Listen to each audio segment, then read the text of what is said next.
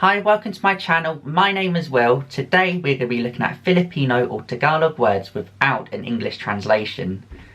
Tagalog has a lot of influence from completely different languages. A lot of the words come from the Bahasa languages and Spanish, which is why it has a really rich vocabulary. And on top of this, Filipinos are really good at inventing words for things that just do not exist in other languages, which is why there's a lot of words in Tagalog that are really difficult to translate into English. If you don't understand Filipino and you're trying to use Google Translate to translate into English, a lot of the time it's either really inaccurate or just doesn't make any sense at all because of the number of words that don't really have an English translation. Which is why we're going to be going through these words in this video, and this should hopefully be helpful not just to non-Tagalog speakers but also Tagalog speakers who are both fluent in English and Tagalog. Because even if you're fluent in both languages, you might still struggle to translate a lot of Tagalog words into English. The first word we're going to look at is epal. Now this is short for papel, which on its own means either paper or documents, but as a verb you'd say it as pumapel, which has a completely different meaning that cannot be translated into English. And now epal means when someone butts into someone else's conversation for attention. So for example, if two friends are talking about something privately and someone else butts in and pretends that they know what they're talking about even though they don't, you could say to that person butting in ang epal mo or pumapapel ka. But this word does have a bit of a negative meaning, so it just depends on how you deliver it. A lot of Filipinos would just say this word sarcastically to their friends and wouldn't really use it for strangers, because if they were saying it non-sarcastically, it could seem a bit offensive. Gigil means an uncontrollable feeling towards something really cute. It could be like an urge to squeeze something. In Tagalog you could say nakakagigil ang pusa, which translated into English means the cat's uncontrollably cute, or the cat's making me cringe in a good way. Lambing can be used as either a verb or an adjective. You could say malambing as an adjective, or maglambing or labingin as a verb. And it's an expression of love or an intense feeling towards something you love. For example, kind words or cuddling. Most of the time this word would be used for people showing affection towards each other in a relationship, but I guess this word could also be used for parents that show a lot of love and affection to their children. Now Tampo, the closest translation of this in English, is slightly angry or sulking, but not too angry at the same time. And it's a mix of a feeling between being disappointed and angry and you feel like you need attention. Most of the time this word would be used in a relationship, and quite often silent treatment is one of the most common symptoms of this. Picon is when someone or something makes you really angry. I think the closest translation of this in English would just be literally angry, but then it has more meaning than just angry on its own. And it's kind of the next level up from tampo. But tampo is usually used in a relationship context, whereas picon can be used for pretty much anything, for anyone that's angry or annoyed at anything. Torope is a term for a guy who is really shy to confess his feelings towards a girl who he has a crush on. And I think this is only used for guys. You wouldn't really use it for women, mainly because guys are always the ones chasing girls and girls tend to not chase guys. Basta has loads of different meanings depending on the context, and quite often when Filipinos say basta, it's defined from what they said before. It's said with a kind of insistence that can't be challenged or argued upon. Basta when said means people are expected to do what was said previously without any hesitation, especially when parents say this to their children. Basta can also be used if someone in a conversation is trying to explain something to people, but then they don't really know what to say next, so they can just end the sentence by saying basta at the end.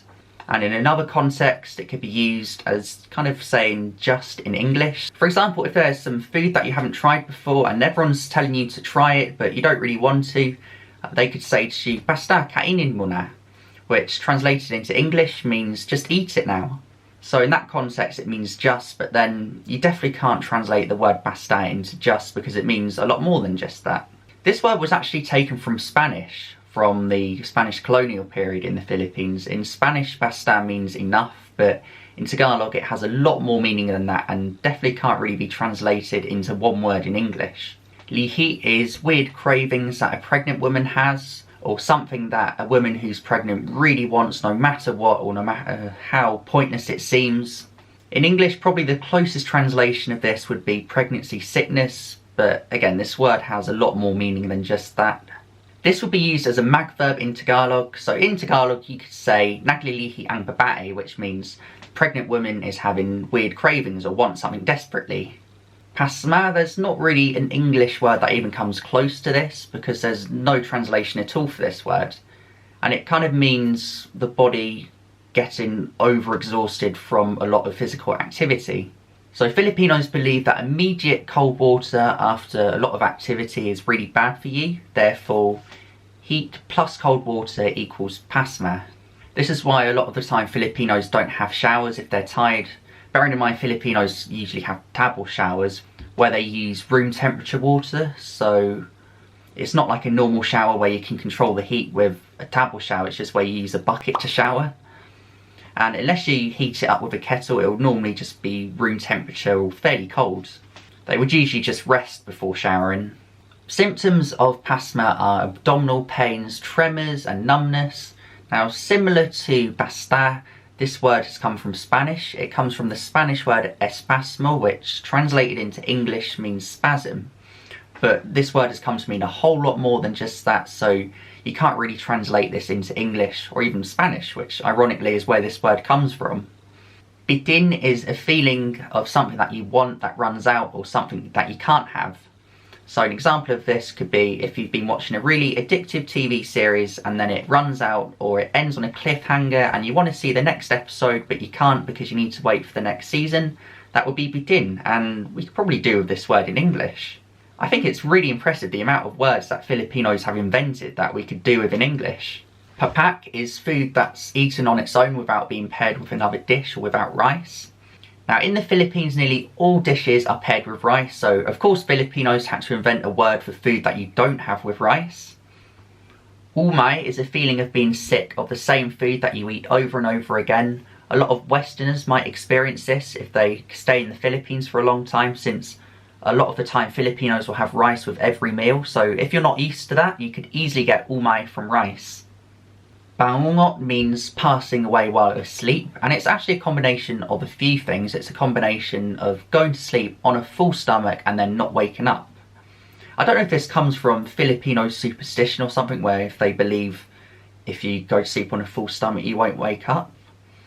I don't know if that is a thing, because in English we don't really have a word for this. The most common use of this word could be if someone eats too much, their friend could say to them, "Don't sleep while full because of bangungot." I think that's how you would use that word. Well, it's quite hard to think of this word in an English sentence. In Tagalog, you could say, "Wag kang matulog pag busog kasi baka mamatay ka sa bangungot." Now for me, and I think for many other non-native Tagalog speakers, this word is really hard to pronounce because it has the Tagalog NG or nang sound. And I'm okay saying the nang sound at an end of a syllable, but if it's at the start of a syllable, I really struggle to say it. And I believe you pronounce this word as bangungot. I don't know how I did there, let me know how I did with that pronunciation. Po is a term you'd use to elders or anyone you want to show respect to. It's similar to saying sir or ma'am in English, but this word is a lot more mainstream in Tagalog because we don't really use sir or ma'am in English, but po is used by all Filipinos when they're talking to their elders. You'd usually use this term as respect when talking to strangers. You wouldn't use the word po for people younger than you, and you definitely wouldn't use it for your friends. You would only use it for elders or for anyone you're trying to show respect to. And this word really reflects Filipino culture because Filipinos are so polite and really respectful to their elders. Kuya means older brother, ate means older sister, and you'd use these words before saying someone's name if that person's older than you. And you'd always say ate for girls and kuya for boys. And it's really rude in the Philippines if you don't say this before someone's name if that person is older than you. Now, we don't have any term for this in English. No matter how much older someone is than you in England, you'll just say their name and that's it. But in Filipino culture, you always have to be respectful to your elders, even if someone's just slightly older than you. But to be fair, there's no exact rule on how to use this. Sometimes with really close friends, even if there's 2 years separating them, the younger one might not say ate or kuya just because they're really close and they feel like they're the same age. but you'd usually say is for someone that's a year older than you or a school year older than you. But sometimes people say it even if someone's just a day older than them or a month older than them. The word Papak has two different meanings, both of which have no English translation. The first meaning is for food that's been scavenged from rubbish bins and is then cooked and prepared for some of the poorest people in Manila. The second meaning is a verb for if you shake an object to remove something from that, so usually a t-shirt or a towel. So if it had fur stuck on it, or if you'd had your hair cut and it's got your hair stuck on it, and if you shook it, the verb for that would be pagpag, and this would be a mag verb in Tagalog, so you'd say nagpapagpag ako ng damit ko, I'm shaking my clothes, or nagpapagpag ako ng tuwalya, I'm shaking my towel to remove dust from it. There you have it, those were Tagalog words with no English translation. Hopefully you found this video informative. Even if you're a native Tagalog speaker, before this you might have struggled translating some of these words. Hopefully now you have a better idea of how to translate these words. If you enjoyed this video, please give it a thumbs up, comment down below and subscribe if you haven't already. Thank you very much for watching. Goodbye.